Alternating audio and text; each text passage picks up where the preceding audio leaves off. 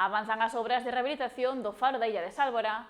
O conselleiro de Cultura afirmou que van a bo ritmo e tamén se recuperarán vivendas da aldea que había no lugar. Esta mañá, o conselleiro de Cultura, Lingua e Xuventude, José López Campos, achegouse ao porto de Aguiño para embarcar rumbo á illa de Sálvora. O responsable do departamento afirmou que o verán é un dos mellores momentos para coñecer a paraxe natural que forma parte das illas atlánticas e poñer en valor o traballo que se está a facer nela.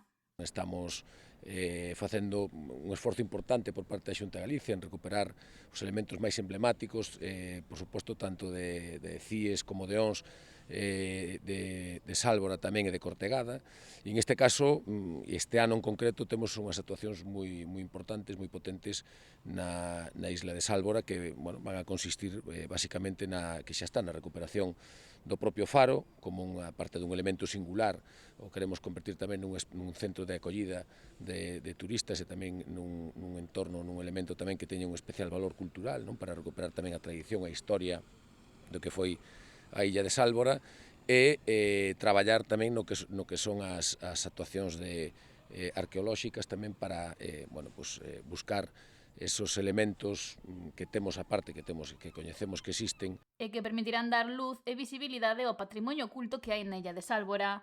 Na súa visita tamén se achegaron ao pobo onde se está a recuperar algunha das vivendas que hai na aldea. Para todas estas accións vinculadas co ámbito turístico e cultural e dende logo buscar a forma na que esta maravilla que temos, este entorno que temos declarado como BIC, realmente poñelo en valor, non, e conseguir que sexa un recurso máis deste entorno maravilloso no que estamos e dende logo que as propias illas tamén sirvan como un revulsivo, non? A súa posta en valor que sirva tamén como un elemento de dinamización turística.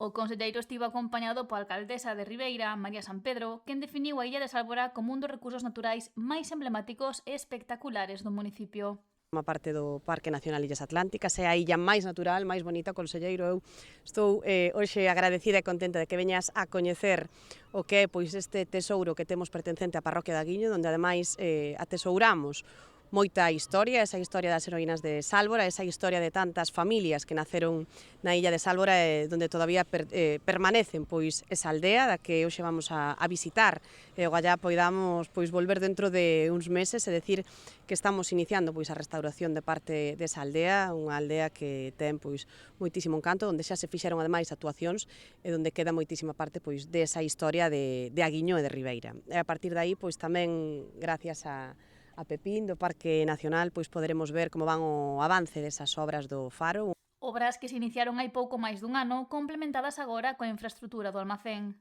Está poñendo tamén en marcha, polo tanto creo que estamos dando un impulso ao que é a illa de Sálvora, este recurso turístico que é fundamental non só para Aguiño, sino tamén para o Concello de Ribeira. O director do Parque Nacional das Illas Atlánticas, José Antonio Fernández, sinalou que as obras están avanzando a bo ritmo. Temos que tamén pensar que o inverno foi duro, pero ainda así a xente estuvo traballando inverno, verán, outono e o que queda de primavera. Estamos avanzando moito no faro coa autora portuaria de Vila García e a presidencia da Xunta de Galicia. Vai quedar un sitio espectacular. Vai ter a memoria da illa no faro e tamén queremos que temos a memoria, revivir a memoria da illa na fábrica de Salazón e na aldea de Sálvora, que a aldea de Sálvora foi unha aldea viva e ainda unha aldea viva. Fai pouco tempo, Mariola chamounos por teléfono que un veciño da illa, Parada, que vive na illa, que agora vive en Estados Unidos, en New Jersey, quería visitar a súa casa. Fomos con él e deunos unha lección de historia en 4 minutos. En 4 minutos non, 3 horas sin parar de falar. Charla que repetirán cedo para coñecer as súas experiencias na illa. Fernández sinalou que o vindeiro ano haberá tamén máis voluntariado en Sálvora. Tamén traballaremos con Amicos, que é daqui da zona, con Ámbar, con outras entidades, e co Concello para promocionar as visitas turísticas de outro xeito.